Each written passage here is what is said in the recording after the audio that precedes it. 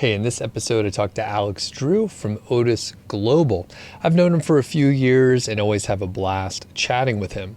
As normal, in this interview, I've divided it into two sections. So the first part, we focus on premium age domains.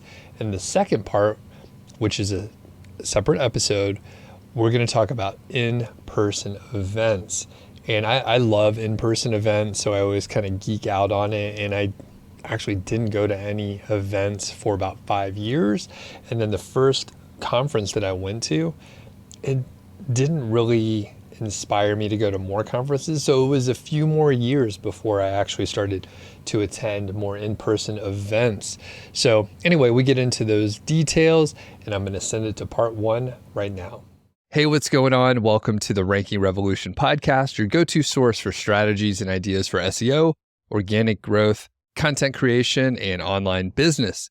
Today, I'm chatting with Alex Drew to talk about premium age domains generally in this episode, but we're also going to talk about live events, in-person events, and those connections that you can make, as well as just the feeling on the street at these conferences after the March core update. And that'll be part two of the discussion. Alex is the CEO and founder of Odys Global. Odys is the world's leading marketplace for thoroughly vetted domains and websites with SEO value. And if I remember this right, so Alex, you got started building websites and online business in like 2001, and you kept iterating over the years. Is that right? Yeah, that's one thing. I was actually meditating earlier today on the subject of discipline. And I was trying to figure out, because you cannot really keep doing this thing for so many years without discipline. And at some point, I figured that discipline is basically the ability to keep going regardless of what life throws at you. And to put this in terms of recent events, like Google threw this update towards all the webmasters and site builders out there. And those who couldn't, take it aren't disciplined, because discipline is basically just moving forward regardless what life throws at it. So yeah, it's been a very long run for me, but I think this philosophy and this attitude towards, I just need to get shit done. That's it. So regardless what happens, it's been a very long run. I tend to forget when was the first site built ever, but that doesn't matter anymore. It's been a very long run. Yeah, it's 20 plus years. I could barely remember a few weeks ago. So I'm right there with you. For Odys, you guys have been running since roughly like 2017. Can you just talk a little bit about the origin before we get started with the main topics? Usually when I meet people in person, and I'm going to talk about this, I just show them my Skype, because Skype was a medium of communication I ended up picking like almost 7-8 years ago for all my domain buying and selling and trading contacts. So it's in the, I think, thousands. I think right now it's more than 5,000 contacts in Skype. And at some point, 2017, I'm buying and selling and trading domains, and people end up reaching and recommending me. So I'm making money. And then, long story short, 2 years later, 2019, I'm making 7 figures plus a year already. And money is not a problem anymore, but I discover my wife is pregnant and I say, I don't think I'll be able to do this any longer, or not exactly. I want to be able to spend more time with my daughter. So I say, like, all these money that I've made, I'd rather redeploy in a full-fledged company and brand and actually build something that at some point might be able to operate without. Did it work? Not really. Was it worth it? Definitely. All right. That's pretty cool. And I hear that a lot. I don't have kids myself, but when you have kids, it changes your perspective. And I see where, you were talking meditation, talking about discipline. Now we're talking about different life stuff, but I don't want to go too far on a lifestyle podcast tangent here. I think we could probably talk for a few hours, Alex, but we could. Let's shift a little bit and get into the nuts and bolts. So we talked about age domains.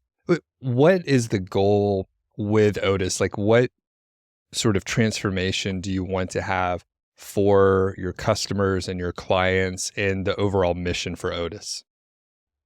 The end game, we don't have an end game in terms of exiting. We just want to build a great business with the emphasis on due diligence, with the emphasis on being able to separate all the good aftermarket inventory, be it domains or websites, from all this spam and the bad stuff out there. So that's sort of like the vision. And as of recently, we've moved in the direction of a real marketplace where we connect buyers and sellers. So the value is in being able to provide that due diligence so that buyers can safely find assets, digital assets with SEO value that they can use. That's one thing. And that's really important. We're not really interested. And I've been talking to some of our competitors who, given our new positioning, aren't really competitors anymore. They could be suppliers. And I'm like, so if you focus on scale, if you want to have a shop with 100,000 domains, we don't really compete, because our goal is not necessarily to have all the inventory in the world. We want to have the right inventory in the right place at the right time and of the right quality for the buyer. So the vision ends up revolving around quality, so to speak. And for us in the industry and many of the listeners and viewers out there, we understand the difference between an expired domain and an aged domain and the quality that you're talking about. However, there's a lot of preconceived notions from years of just different vocabulary, different people using these different terms. So if an agency runner, whether they're sort of solo or they have a team, how can they present the premium age domain concept to a client to ensure that they understand why there's value behind it? The easiest way would be growth through acquisitions, or and a combination of real world mergers that would allow you to grow through acquisitions, but from an SEO perspective. So buy more of what you need. And we view domains and websites that have been around for a while as assets that can get you those, let's say, can get you those links, can get you that type of trickle traffic, regardless if it's trickle, it might be worth a lot, that you would otherwise pay Google AdWords for, that you would otherwise try to buy elsewhere. So if you're able to find great website or domain matches as close as possible to your business, it makes all the sense in the world to own them. Because if you don't own them, someone else will. So in our case, for instance, we would get any related domains we can. Because if one of those domains can end up in a good lead partnership or sale, pays off right away. When someone is choosing, whether it's let's say there's a marketing director at a company and they kind of handle the in-house SEO, or it is an agency who is working on behalf of a company, what are the key pieces that they should be looking at when they're selecting a domain? Let's say they are going to your marketplace over at Odys and they see maybe a few options.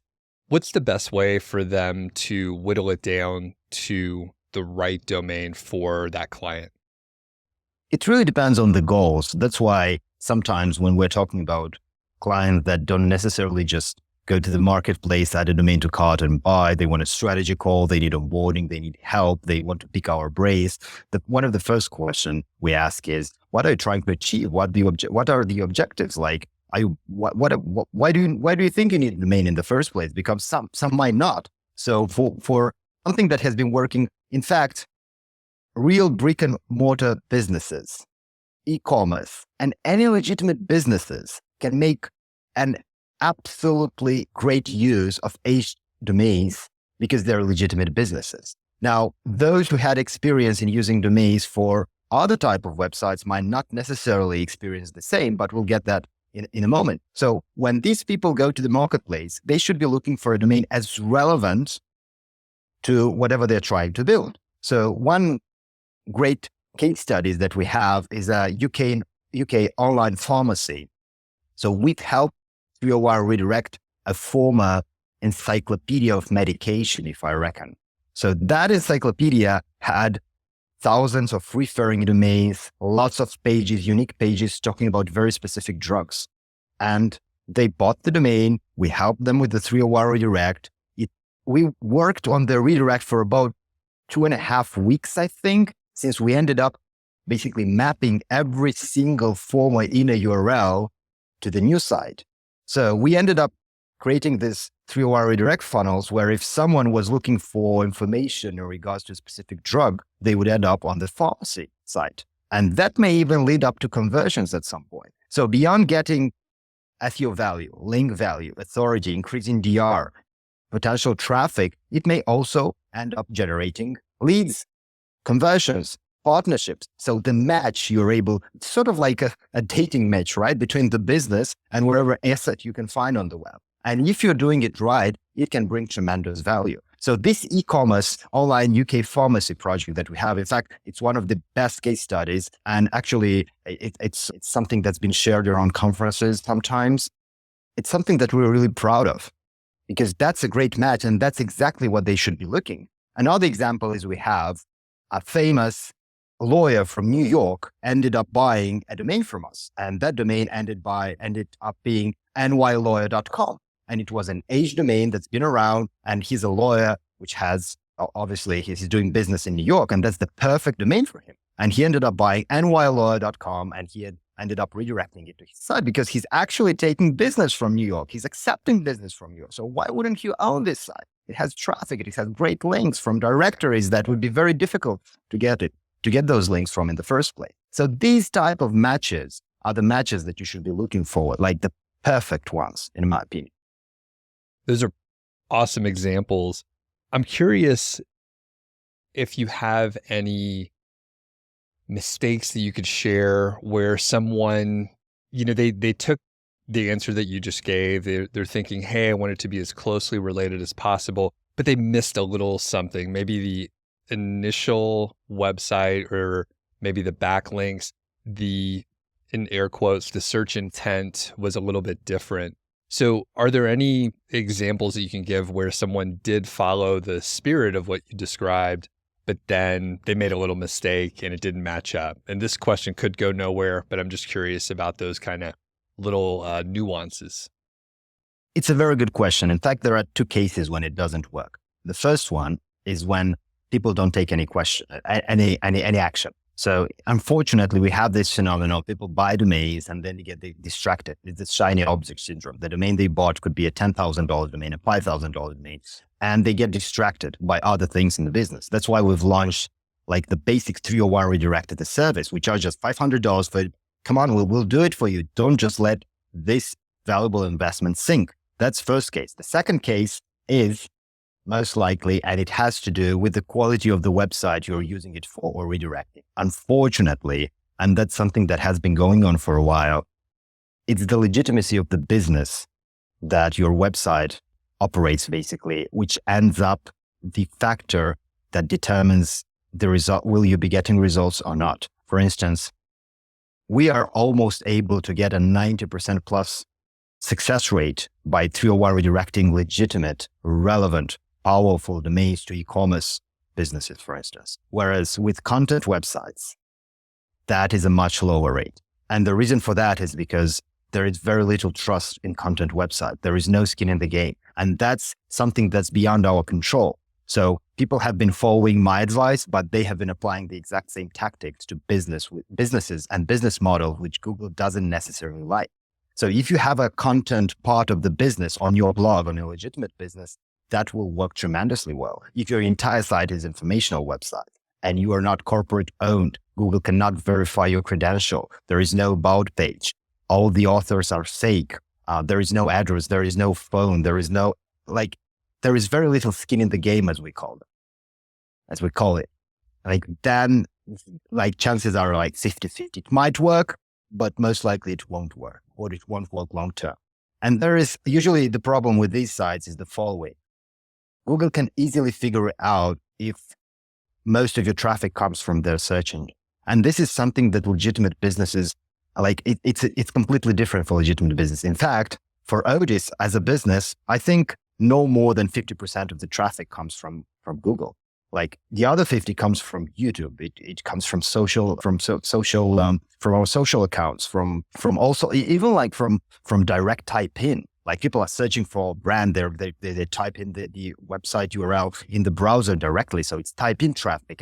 And our best keywords are Odys, Odys Global, Odys Domains, And these are brand keywords. So Google does understand it's a legitimate business and it's here for the long run. Whereas with these type of websites that Google doesn't really like, the problem is most of the traffic comes from their search engine. So they see it as a parasite type of behavior for the business. And regardless of the tactics you use, they might not work. And this refers to everything from traditional link building, digital PR, age domains, or whatever you're doing, like even scaling content. So I'm going to come back to the content website stuff in a second and talk a little bit about Google. I do want to highlight the 301 service that you guys offer. So again, to emphasize, it can get complicated, especially if you're doing a sort of a nearly one-to-one URL remapping and it's a big old site.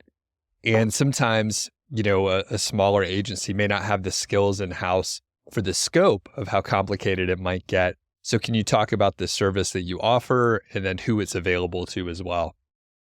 Sure. So you'll get a dedicated account manager, and usually we tend to strategize. If you're an introvert, we will just go back and forth via email. Otherwise, we prefer an onboarding call. This particular dedicated account manager will help you with the entire thing. So you just need to provide access to whatever server or website, and they'll do it for you.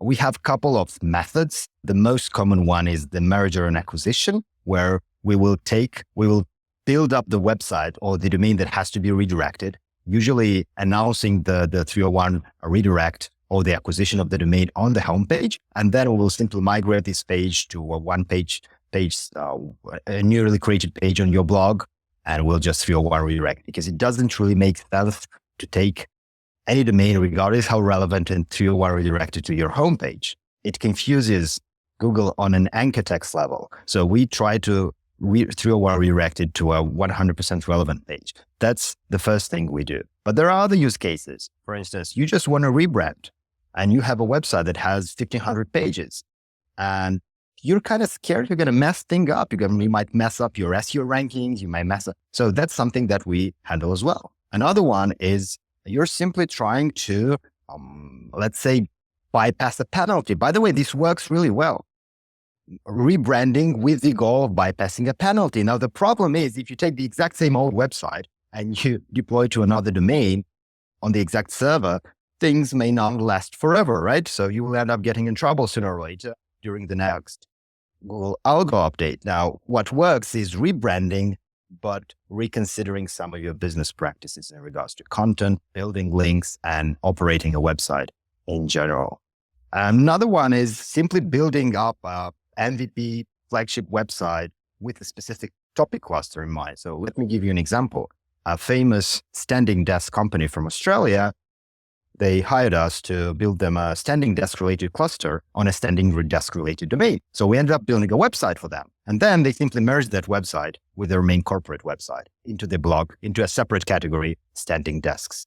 And obviously that helped a lot because you're merging two content entities. You're not just merging a domain into another website.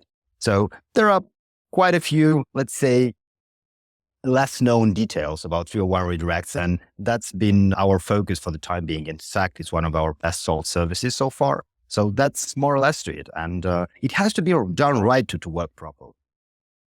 And there's a lot of little mistakes that someone could make if they haven't done it before. And, like many things, each one of the steps is fairly straightforward. But when you have to get it in the right order and you might have to multiply it by 1,000 times, it's really easy to make a small mistake that can cascade and kind of goof the whole thing up. With that site, the standing desk site, how long did you guys spend building the other site? Did it get established before the merger with the different category within their site? The longer it's around, indexed, and sometimes we even allow it. If there is no rush, if the client, the customer is not in a rush, we will let it pick up rankings naturally.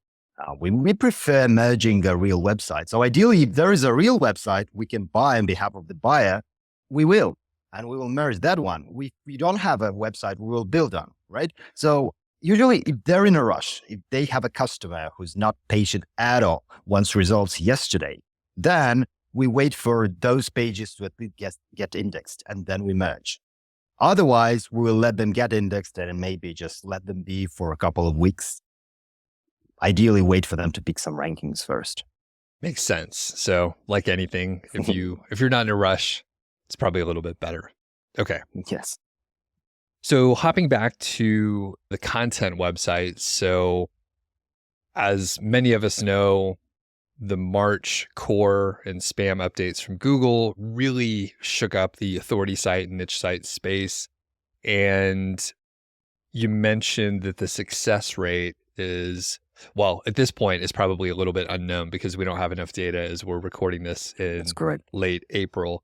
But from where you sit, like, how do you see this? A very open question, but I think a lot of us knew that there was going to be another major update after HCU in the fall of 2023, but we didn't know how major it was going to be. So I'm looking forward to some of your overall insights, Alex. So content marketing is definitely not dead. I mean, look at Ahrefs, look at EmpireFlippers.com. These guys get most of their traffic from SEO and they're ranking for some great terms, but they're a brand. Like Google doesn't have a problem with you getting free traffic from their search and using your SEO efforts, but they want a real company behind that. So there has been speculation around Twitter and from generally speaking, talking around with people that if the entire purpose of your website is just to funnel traffic from one click to another, from a SERP click to an affiliate click, from a SERP click to a display ad banner, then you're not fulfilling, your website doesn't solve a problem. There is no checkout experience. There is no book a call experience. There is no servicing experience.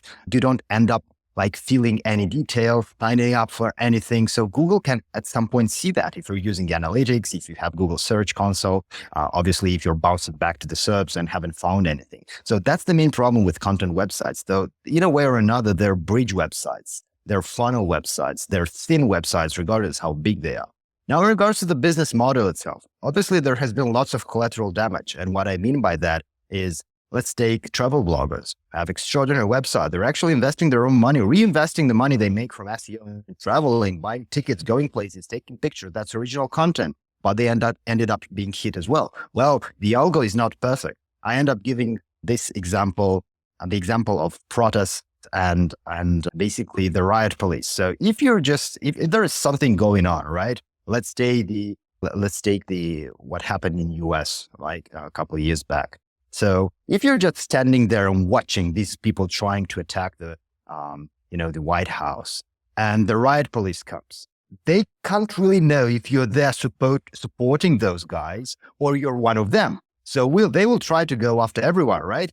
And this is exactly what happened with Google. They can't really differentiate between a legitimate website, which has the content marketing as a business model, and a thin affiliate website with 1,000 pages. So the algo obviously had collateral damage.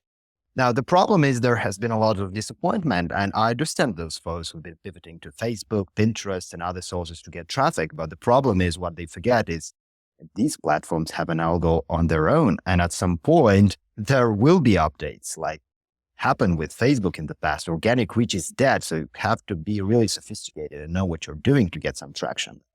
And yeah, I think that generally speaking, content affiliate marketers and those making money from search traffic thought that this business model can last forever, and nothing lasts forever. And they were wrong.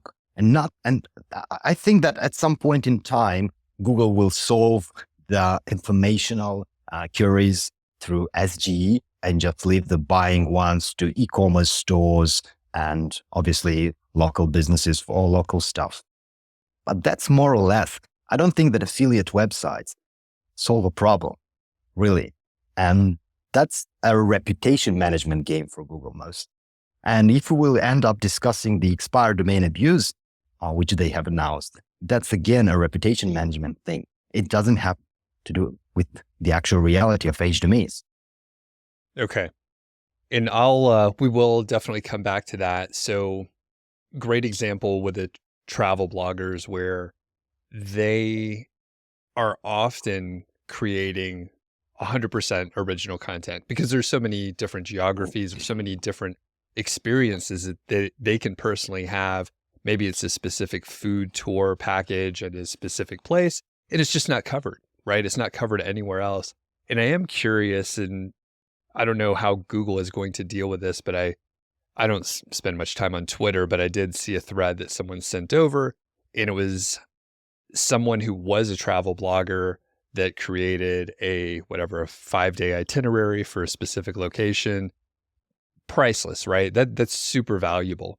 And they blogged it. They had a lot of photos, original photos, and then they went to Google and they asked for a 5-day itinerary, and none of it made sense, right? Because SGE is not sophisticated enough currently to actually create an itinerary that truly makes sense.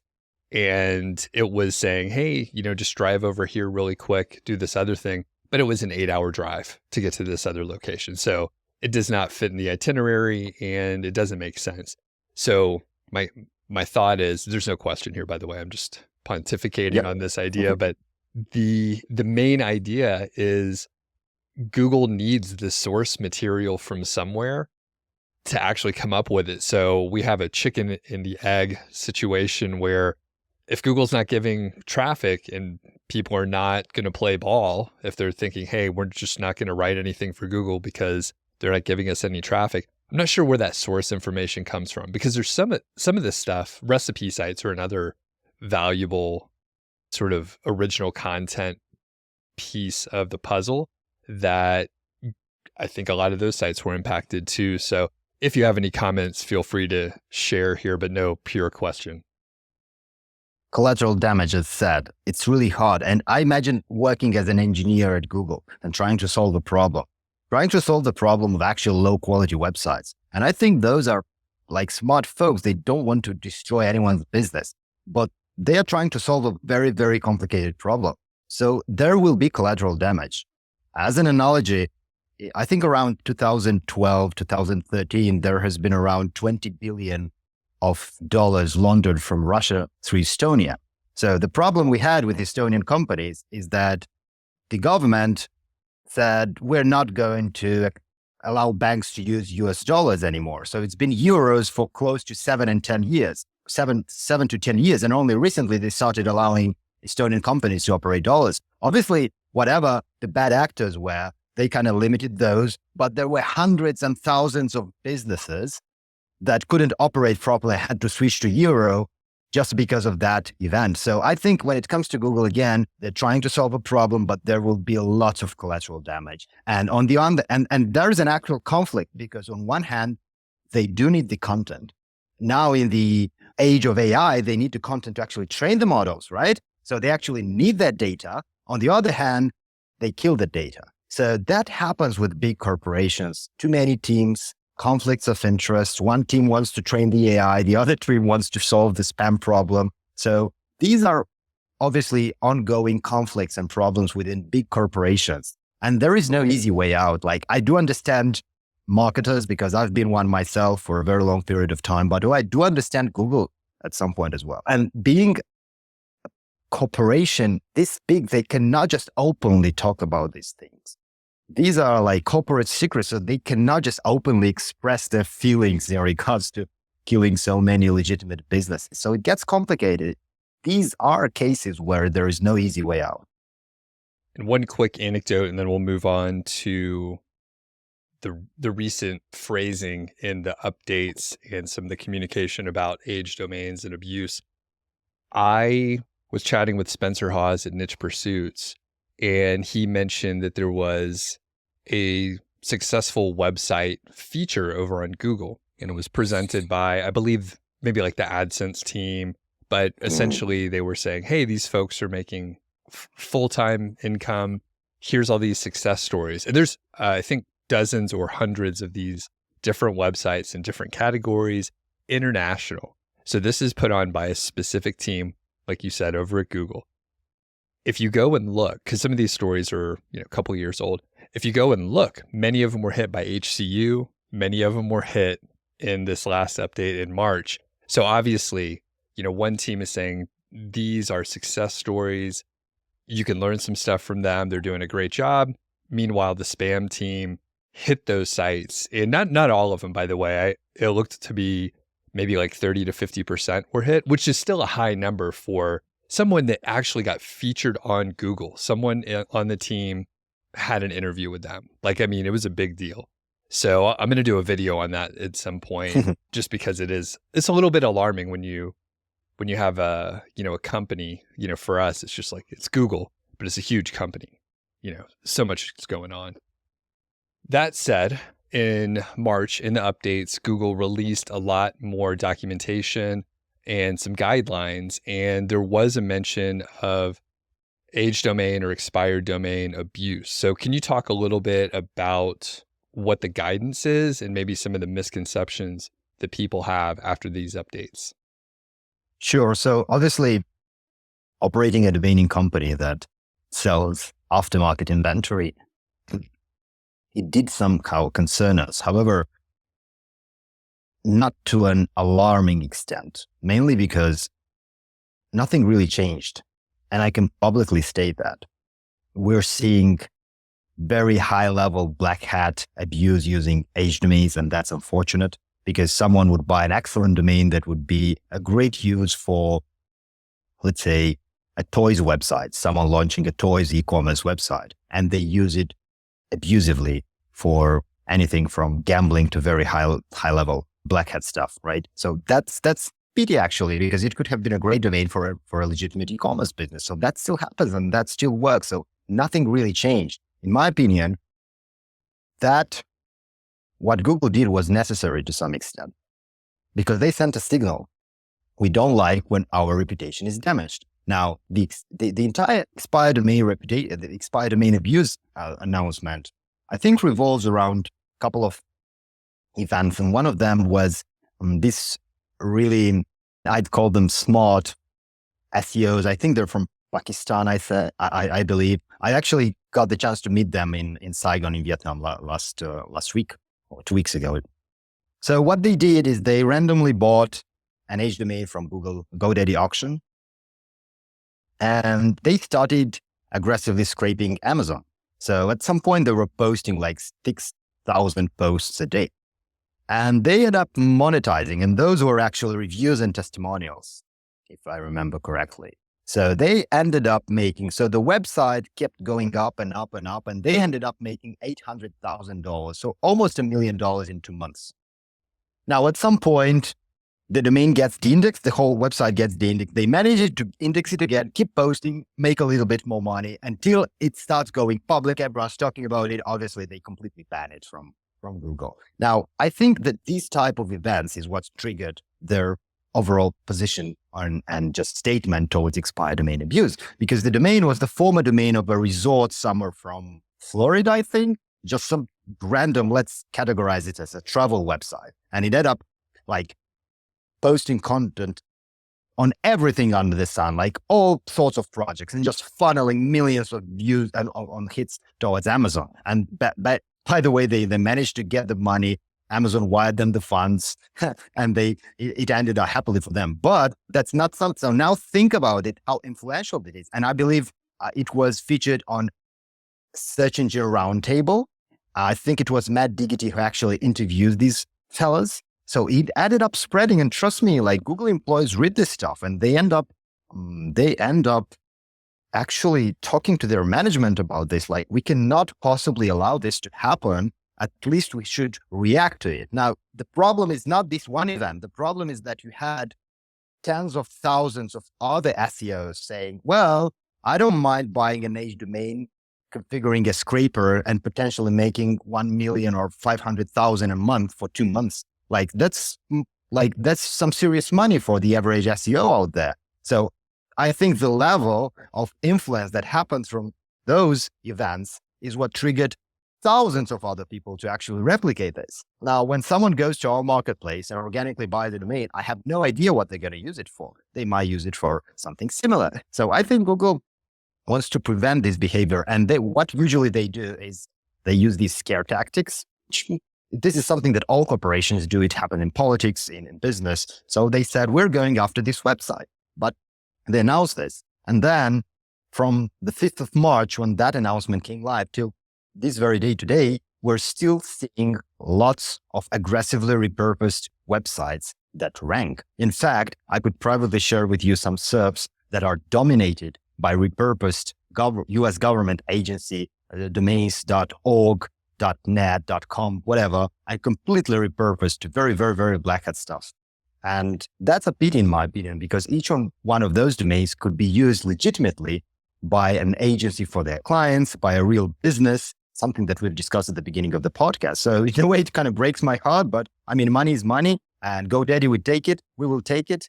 I do not advocate it. I do not recommend anyone to repurpose websites. Use them legitimately, use them to grow your business, but it is what it is. So in fact, there is one last thing that I want to add. Even Google themselves, they do understand that like even big corporations do acquire sort of like age domains to rebrand or domains to build a website from, and sometimes they come from the aftermarket. So at the end of the expired domains abuse announcement, they actually said it's completely fine to build a new website on an old domain as long as the intent is to serve people first or users first. So a legitimate project. And there is nothing wrong with that. They're after the abuse. So don't abuse and build a legitimate business with the right trust signals in place. And I believe you'll be fine. In a quick note, I didn't realize there was that little caveat at the end because it was in the longer guidelines versus the press release. So there were two versions out there. So I think if you're listening to this, you're probably nerdy enough that you read the longer version. But when we exchanged some emails, you sent over like, hey, there's this line in here that basically covers the acquisition portion, which is a normal business activity that happens all the time. So it shouldn't be a weird thing. Very good. All right. Well, let's start shifting gears. Before we do, is there anything else with age domains that you want to mention before we start talking about in-person events, conferences, and the feeling on the street with recent Google updates? Not really. I think on March 5th, there were some accounts on Twitter that actually tagged our company and said, like, rest in peace, Odys Global, this is going to kill your business. That's it. Expired domains are dead. Like, and I really felt like weird that happening at that point, because those people had no idea about the aftermarket and how big it is and how many different use cases beyond Google actually exist when you're in a business of buying and selling domain names. So if anyone watching this actually saw that, or there might be even those guys and those accounts, like the business of buying and selling domains and aftermarket domains and age domains is in fact flourishing. Like we're seeing more demand now than we've seen before. Now it has slightly shifted from content marketers to real businesses and some other markets, but I'm seeing lots of demand from real businesses. So it's not going anywhere. It's just a part of the internet ecosystem. It cannot disappear. Like a domain has a life cycle, and at some point someone else can use it. That's it. Thanks a lot to Alex, and we'll put a link so that you could check out Odys Global if you want to dig a little bit deeper. He's very approachable, and if you catch him online, that's great. If you happen to see him in person, very cool as well. Don't be afraid to walk up to Alex and start chatting with him. Of course, in part 2, a separate episode, we're going to get into in-person events. So hopefully you'll see Alex at some live event coming up soon.